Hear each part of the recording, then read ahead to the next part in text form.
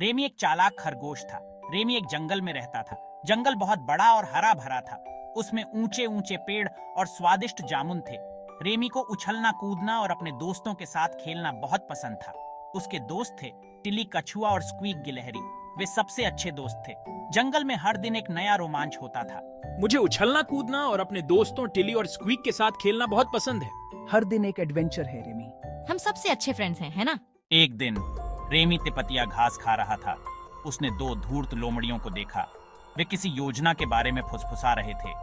Ramie ध्यान से सुनने लगा। लोमड़ियां उसे पकड़ने की योजना बना रही थीं। रेमी डर गया था, लेकिन उसे बहादुर बनना ही था।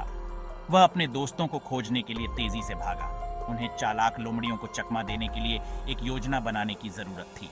अरे नहीं, वो लोमड़ियां मुझे पकड़ने की योजना बना रही हैं। मुझे जल्दी से टिली और स्क्वीक को ढूंढना होगा। ये योजना जरूर काम करेगी। फिन, हम उस खरगोश को जरूर पकड़ लेंगे। हाँ विक्स, रेमी को पता भी नहीं चलेगा कि क्या हुआ। रेमी ने टिली और स्क्वीक को नदी के पास पाया। उसने उन्हें लोमड़ियों की योजना के बारे में बताया। हमें उनसे ज्यादा चालाक बनना होगा। टिली एक पल के लिए सोचने लगी। मेरे पास एक आइडिया है। उन्होंने एक खोखले लट्ठे को जाल के रूप में इस्तेमाल करने का फैसला किया। ये बहुत बढ़िया है टिली, चलो काम शुरू करते हैं। हाँ, चलो उन लोमड़ियों को दिखाते हैं कि वो हमारे साथ चालाकी नहीं कर सकते। स्क्वीक को जंगल में सबसे बड़े और रसीले जामुन मिले। उन्होंने जामुन खोखले लट्ठे के अंदर रख दिए। वे सावधानी से लट्ठे को लोमड़ियों की मांद की ओर लुढ़काने लगे। यह भारी था, लेकिन उन्होंने अपनी पूरी ताकत से धक्का दिया। वे एक झाड़ी के पीछे छिप गए और इंतजार करने लगे।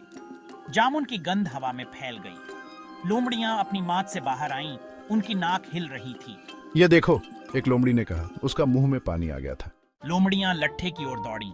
वे जामुन पर इतना ध्यान दे रहे थे कि उन्होंने जाल नहीं देखा। जामुन पाने के लिए वे लट्ठे के अंदर घुस गए।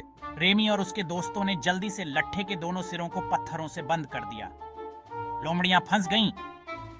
एक चालाक खरगोश और उसके दोस्तों ने उन्हें चकमा दे दिया था। जंगल फिर से सुरक्षित हो गया था। रेमी, टिली और स्क्वीक हंसे और फंसी हुई लोमड़ियों के चारों ओर नाचने लगे। उन्होंने मिलकर काम किया था और पुलिस को चकमा दिया था। पूरे जंगल ने उनकी हंसी सुनी और ये देखने आया कि क्या हुआ है। सबने रेमी और उसके बहादुर दोस्तों का उत्साह बढ़ाया। उस दिन से लोमड़ियों ने फिर कभी रेमी को धोखा देने की कोशिश नहीं की। रेमी ने सीखा कि भले ही वह छोटा था, लेकिन उसकी चतुराई और बहादुरी किसी भी खतरे को दूर कर सकती है। वह जानता था कि अपने दोस्तों के साथ वह कुछ भी कर सकता है।